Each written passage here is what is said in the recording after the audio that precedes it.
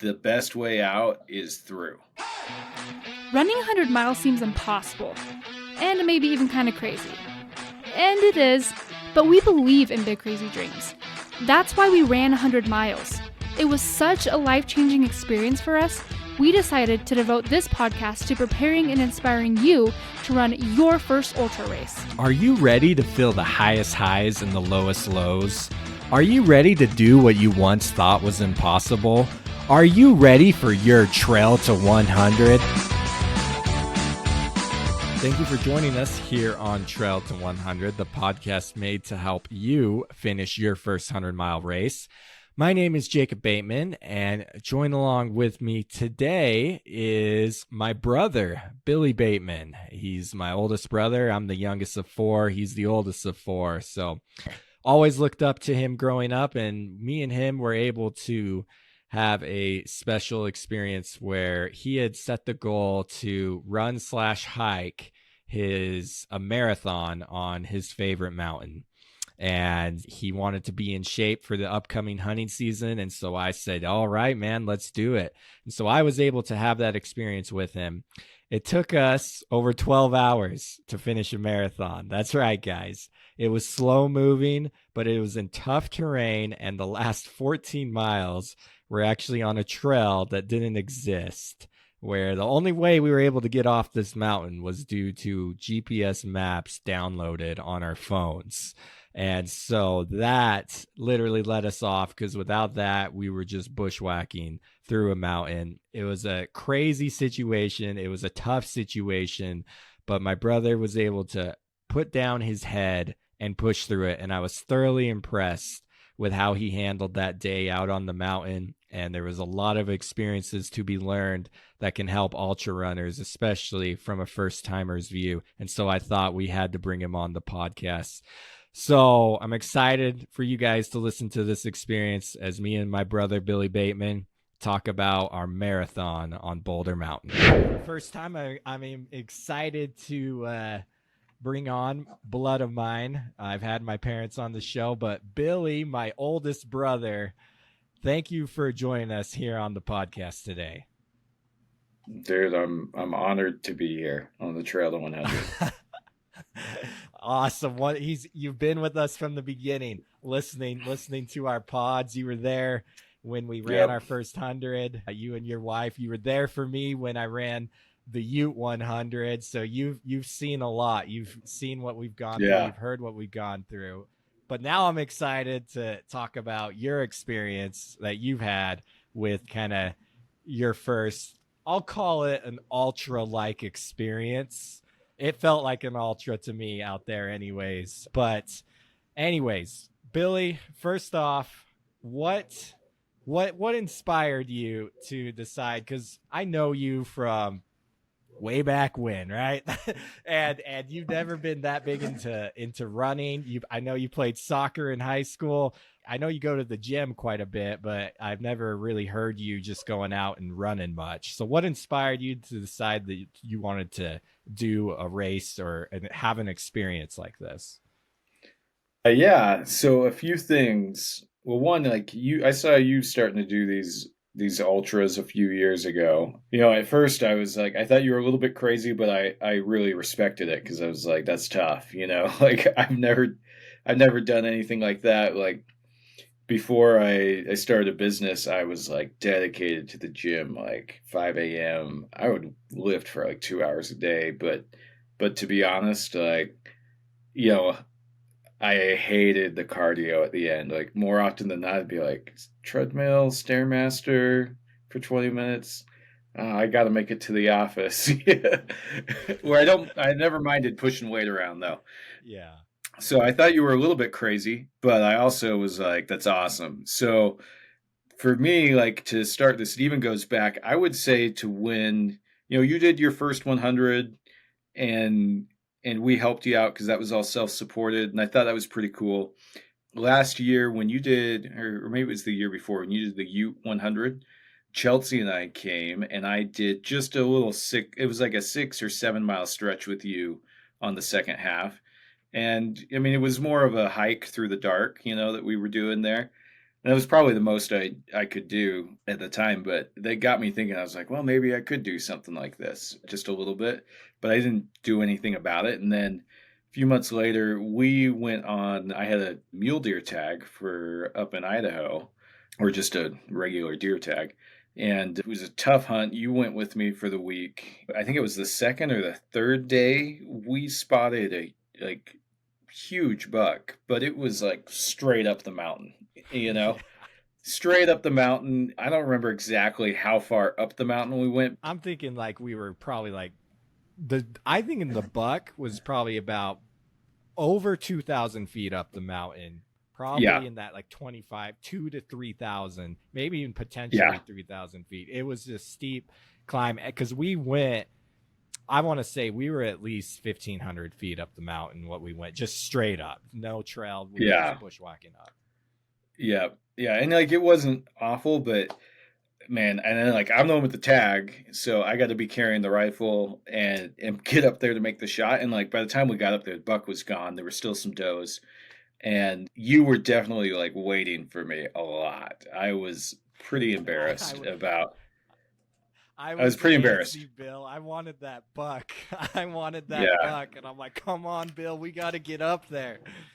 Jared, I know, and I wanted to get up there too, but like I just could not get my butt moving any faster. And then I was lucky I got two tags last year, and then we went out on this elk hunt like 2 months later in December, and we didn't have any steep climbs, but there were a few places like I thought about hiking into, but I was just like, man, I don't think I can hike an elk out if we get one in there.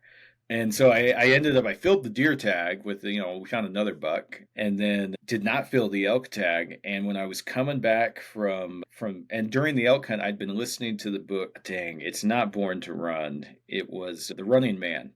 I forget the guy's name, but he's the guy who ran across the Sahara, kind of his life story. I was listening to that during my hunt. My wife had bought it on Audible and I was listening to it and then not getting that elk just like really bummed me out. I hate not filling tags. And I felt like a lot of why I didn't is like I just wasn't in good enough shape to cover a lot of ground. And so on the way home, we ended up getting stuck in a blizzard and rather than, it's only like a 4-hour drive from my house, but we had to stop like an hour from where we were once we got over the mountain because it was just such a blizzard and spent the night in a hotel and I was just stewing on this and I was like, you know what? I'm gonna freaking run over Boulder Mountain, which is in like central South Utah, and start in Loa. There's a dirt road that goes from Loa over the mountain to Escalante, and I was like, I'm gonna do that this summer. Like, if you ever heard the idea of Muskogee from the Comfort Crisis, I was like, this is gonna be my Muskogee, is I'm gonna do this. And So what is a so Muskogee? yeah, so I think you should anyone who hasn't read the book, read the book. But one of the ideas that they talk about and things to do is they call them Muskogee, and essentially it's something that you have a 50-50 shot of doing like physically hard. You can train a little bit, but you shouldn't like go all out training for it. Or if it's something you're training for, like it still needs to be like, I got a 50-50 shot of doing this. It's And you attainable, but it's also very likely that you could not accomplish Yeah. it. Is what you're Yeah. saying. Yeah. Like very likely, like really like 50-50 shot. I could make this happen. And I knew it was probably a stretch goal, like even with a lot of training to get there by August. And this was, very end of December, like right around New Year's. And so I talked to you and you were like, yeah, let's do it. You and Melody helped me out with some training plans. I got out. Luckily, I live really close to the base of the mountain here in Springville, Utah. So I've got a Vizsla and I have to run her. Like if I don't get her out and run her, like she'll go nuts and start destroying stuff. So that helped me to get out and I would start just, speed hiking at first, and then doing some running. We had a really heavy winter, so that slowed me down on being able to run outside. But I would still get out, and like just get through the snow and cover as much ground and get the mileage that I could. Um, but yeah, I just wanted to do something really tough. And then I heard in the end of May, it was end of May. Um, I was really starting to like take the mileage up quite a bit. And then at the very beginning of June, I did a longer run for me, and I don't even remember how long it was, but it was sticking out with my training plan. And then like 2 days later after this run, just had this awful pain in my ankle, my shin, my foot. Thought I had sprained my ankle and just didn't realize it, out there. But went to the PT, physical therapist. He got me squared away, but I had to take it easy for a while. And I was like, dude, there's no way I'm making this 50-mile run over the mountain.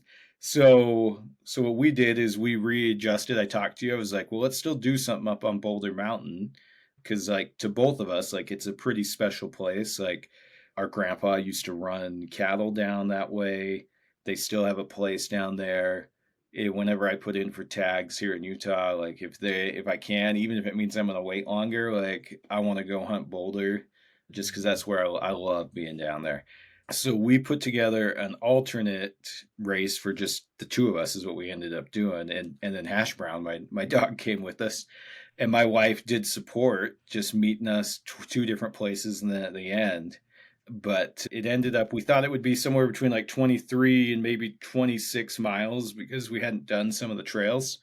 Yeah. But yeah, we did it a few weeks ago. It was freaking tough. Came in, I think just under 25 miles is where it came in for us. Just over But 25. Oh yeah, just I'm over. calling it Yeah. A marathon though. Yeah, I called it a marathon. And here's why. So let's talk about this. So when you came up with this course, and we knew it would be about a marathon distance. Yeah. There were some trails. The first half of the course was on trails that we had been on before. Either you had been on one it, of us I had been on it before. Yeah. So we knew those trails, and this is a mountain that's not heavily traveled, not a lot of hikers, kind of middle of nowhere. It's nothing like the trails here along the Wasatch Front where you got people out every day. Like on this run, we came across, I think, 2 people on our 12 hours out on the course, which is saying something for Utah trails. But anyway, so the trails are really not well defined, and the second half was on trails that neither of us had been on. We just saw it on a map. And I saw that. We kind of discovered it together as we were hunting that area. And I remember saying to you specifically, whoa, that trail would be awesome to run. So we decided. And I remember telling you, I'm like, one of these days I'm going to have someone drop me off, because it's a trail that starts near the top of the mountain and it goes down this long plateau and then down through some desert. It starts in the mountainous area and down into the desert terrain and basically comes to the little town of Boulder, Utah. So in theory, it Long looks like Neck, just a fun downhill trail. Yeah, the Long Neck Trail. So how did you feel, I guess, as you started going through the day? Take us through your feelings through the day, and I'll share my feelings as we go, because this ended up being a 12-hour speed hike with kind of, a lot more, I guess you could say, what would you call it? Just issues or things to work through than we anticipated at the beginning. So take me through your feelings, how you went through the day, and I'll chime in as we go. Yeah. So we started, I want to say like 6:45, 6:30, somewhere around there we got going. And I was pretty excited. I was a little nervous, like the longest run I've done up to this point was about 16 miles or 25K. Yeah. And so I was just like, okay, let's do this. And we get going in the morning. It's a trail I've done a few times. We did a loop that's up near the top of the mountain. You're running through the trees, you're running by creeks and some small lakes. One of the most beautiful areas I've ever been to. Yeah, it's pretty sweet. So we did that loop, and like I was feeling pretty good. Like the worst thing that happened on that was we lost my dog for just a little bit, but she came back. Like we forgot her pretty quick. Like there was just a little stretch there where the trail kind of just wasn't that defined in one spot. Yeah. And she kind of went off on her own, I think, and then realized we weren't around and came back after we started yelling for her. But that first stretch was really good.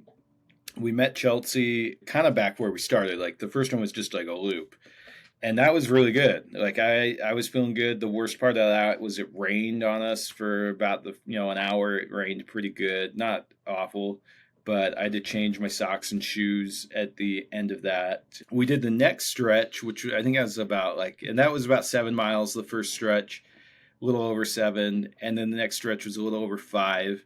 And that next one was really good too. Like we got down to that trailhead where we met Chelsea, and I was feeling good. I was ready to not that we'd been going fast, but we'd been running some of it. We'd been hiking the uphills, running jogging the flats and the downhills as much as we could. But some of the downhills are pretty, like you just had to go slow, otherwise you were gonna, Yeah.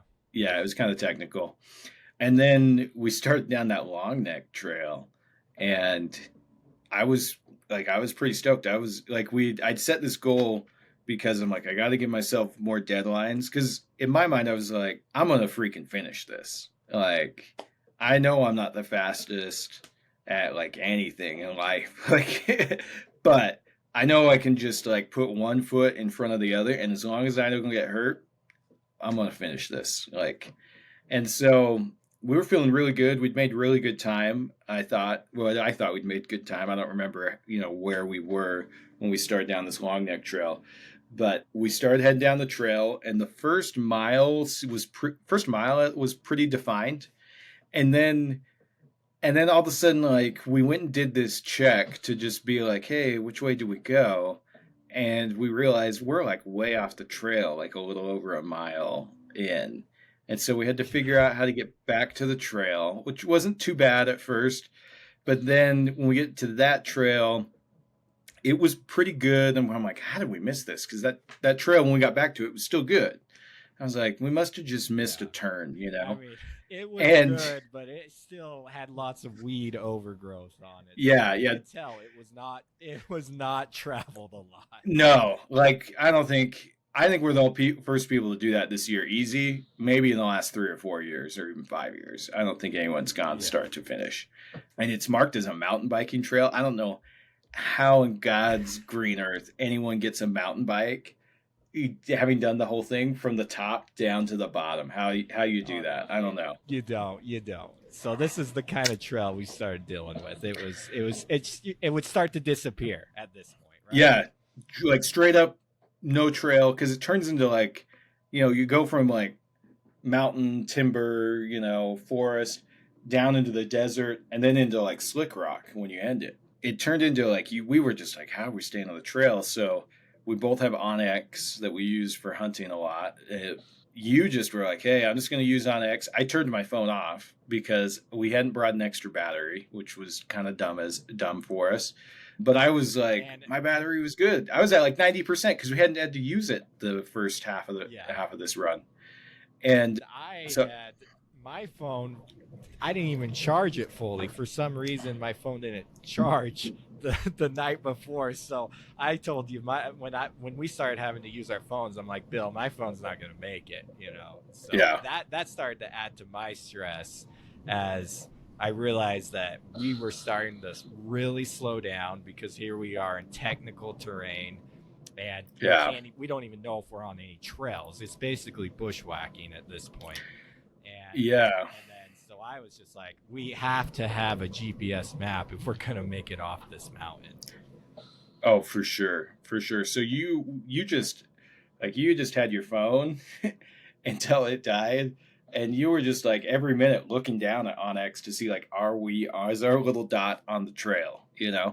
And when your Yeah. phone died, I just gave you mine because once I got into probably about mile 17, I knew I could finish it, but like trying to figure out how to stay on the trail and keep myself going, like I just knew that wasn't gonna work.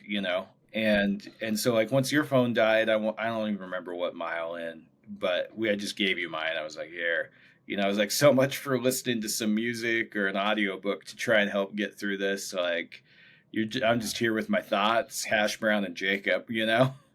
It got to where like at probably about mile 17, 18, I was starting to feel it, and I just was like, I would just watch my Garmin and just be like, I can get to the next mile. Like I can get to the next mile. I can get to the next mile.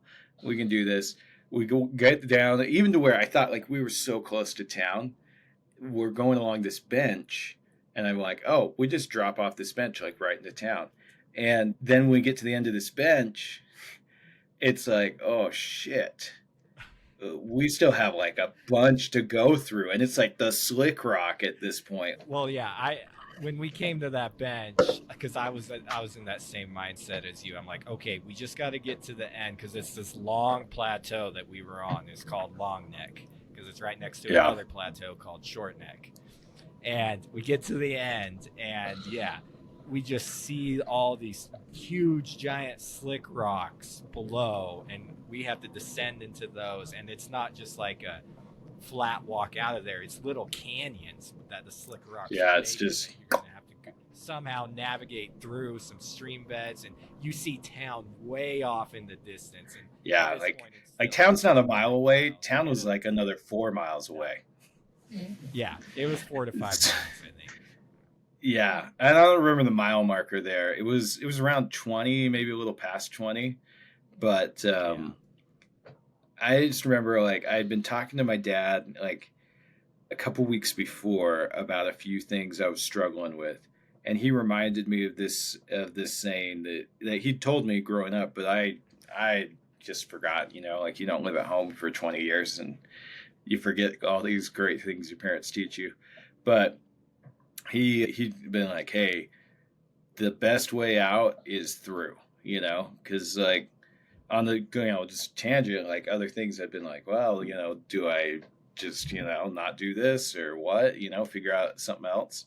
And with that race, I was like, I just kept running through my head like, hey, the best way out of this is through, like exactly through. And like you kept us, going on the trail. And I just remember when we got in that slick rock, at one point, like you kind of got a little confused and a little flustered with the map.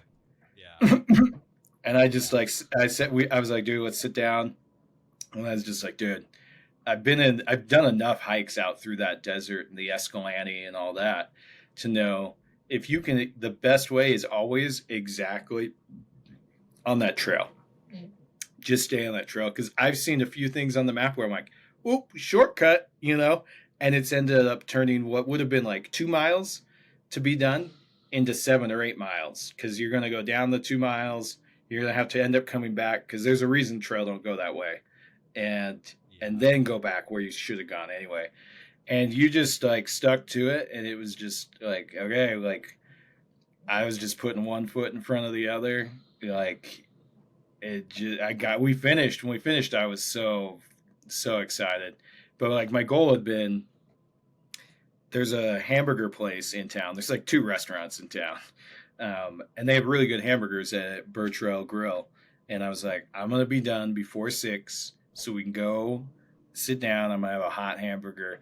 Luckily, my wife had gone and got those for us when she realized we were not going to be there by 6. Because I think she wanted the hamburger even more than we did.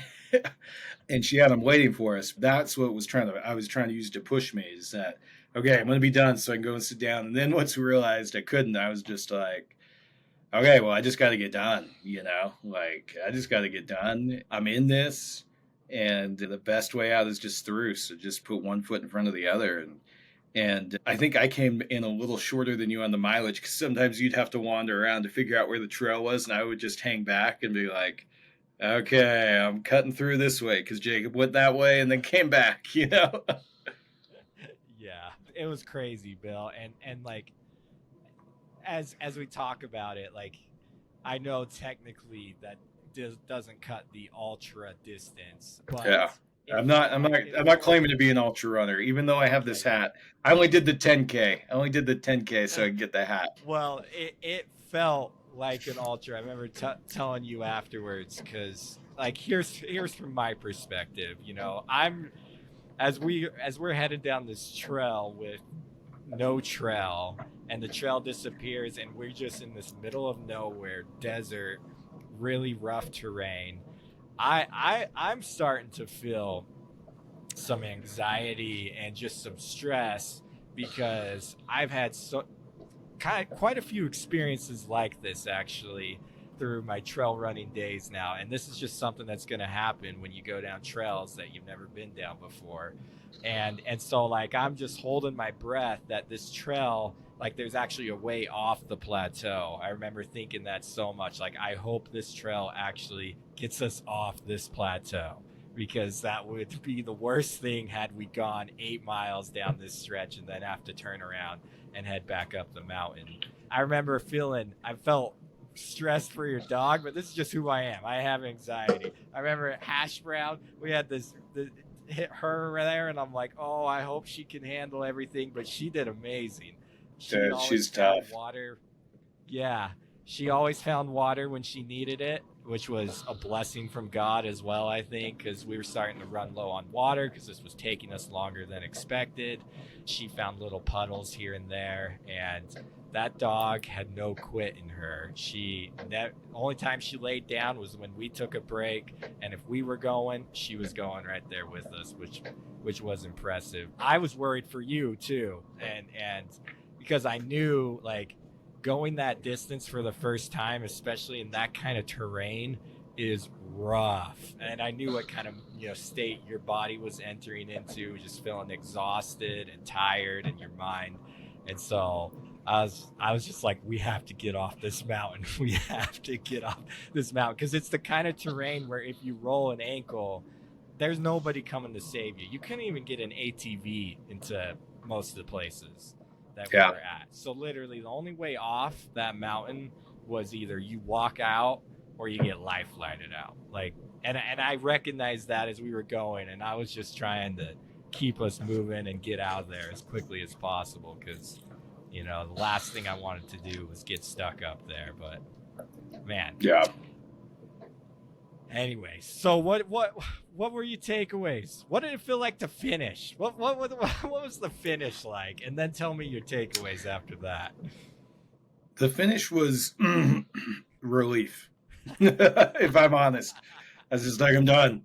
Then, like I was proud of myself for doing it, like I knew once I started down that long neck trail, like there's no bailouts at that point. Like you're pretty much committed to finish this. So, but yeah, it was relief was really like initially what it was. But in the next couple of days, I felt pretty proud of myself for doing it. Like I went from, like I hadn't run consistently since I played soccer in high school, if I'm honest, to, I'm not putting in huge mileage just because it takes a lot of time as well. And, I just haven't had as much time as I would have liked. But yeah, I was pretty excited about it. And my wife's pregnant. We're having a baby here in like 2 months. But as long as everything goes well with that, I'm planning on signing up for the Arches Ultra in Moab to do their 50K and do that race in January. So I mean, it didn't scare me away. I want to get like a real ultra under my belt. So I don't know if I'll where to go from there, but I'm just gonna go for it. Like I love challenges. I'm always looking for new things. Like Jacob, like when I first started going to college, like honestly, I should have spent more time studying and less time fly fishing because I kind of got obsessed with it and wanted to be great. And then hunting, kind of I moved on from that into a lot of big game hunting. And like if you're watching the video, you can see some of my trophies back here. Still obsessed with hunting, but I'm starting to really like this running thing. And I don't like running around the neighborhood on the sidewalk or the road.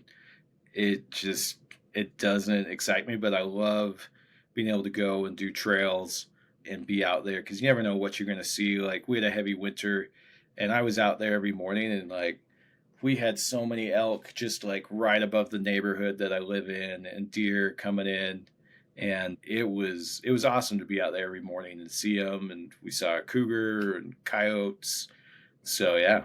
The only time I've spotted a bear in Utah has been on a run. So pretty cool, the wildlife you can see when you're out and about. So as you as you start to transition into getting ready for the Arches Ultra, what's one thing that you took away from this experience that you're going to use to help you out with your completing your first ultra? I'm going to train a little bit. I probably need to train with a partner more often. I usually just get up and go by myself. I don't necessarily have anybody around here to run with. So one thing I think will help push me a little more is just I need to get somebody, not every day, but once or twice a week maybe, to run with and help me push me a little bit more.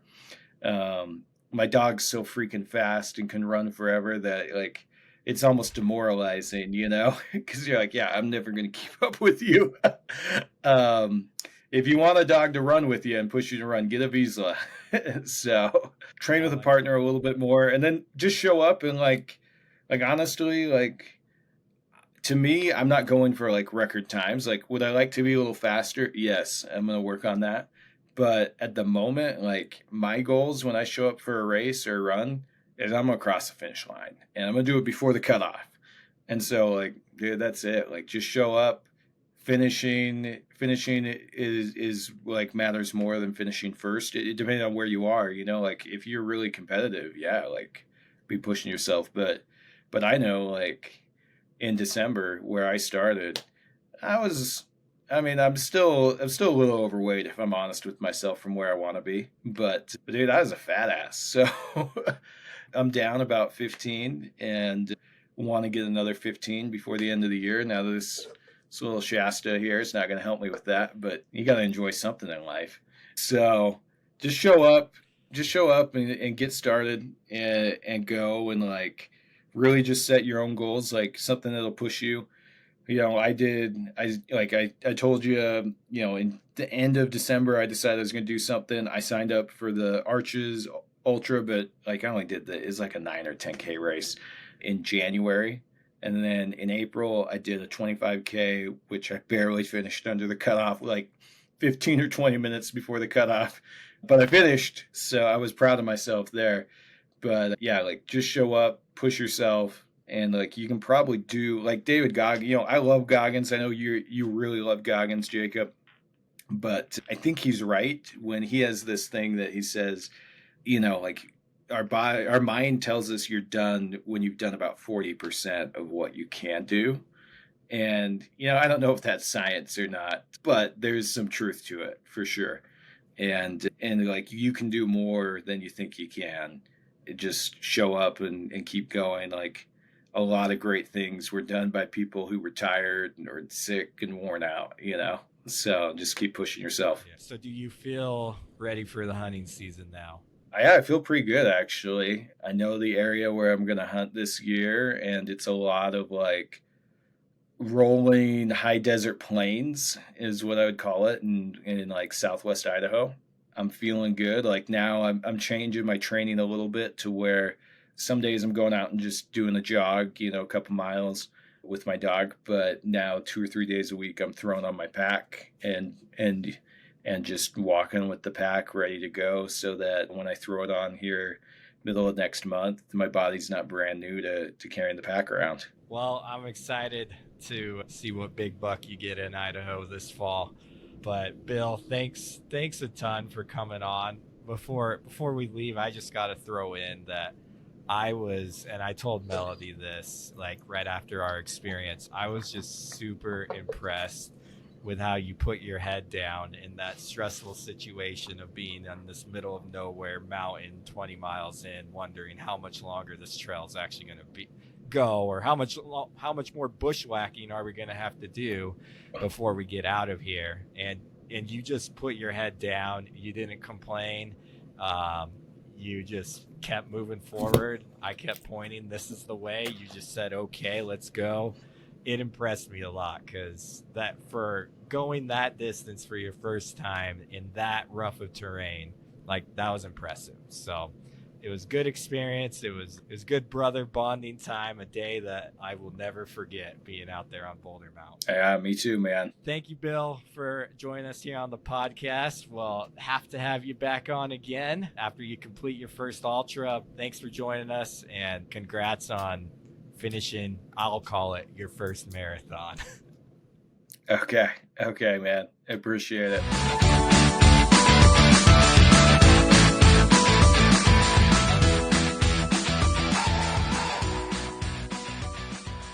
Hey guys, super exciting news! Pine Tree Running is now Trail to 100 coaching, and Jacob is officially a coach. That's right. So if you're ready to take the next step in your training and run that race you've always wanted to run, we would be honored to help guide you on your ultra running journey. At Trail to 100 Coaching, you'll receive a custom running plan with strength training options, constant communication with your coach, and you'll be connected with other runners like you who are also on their Trail to 100. If you want to learn more, check out our website, trailto100.com. Please feel free to contact us with any questions you have. If you want to run 100 miles, Make it happen.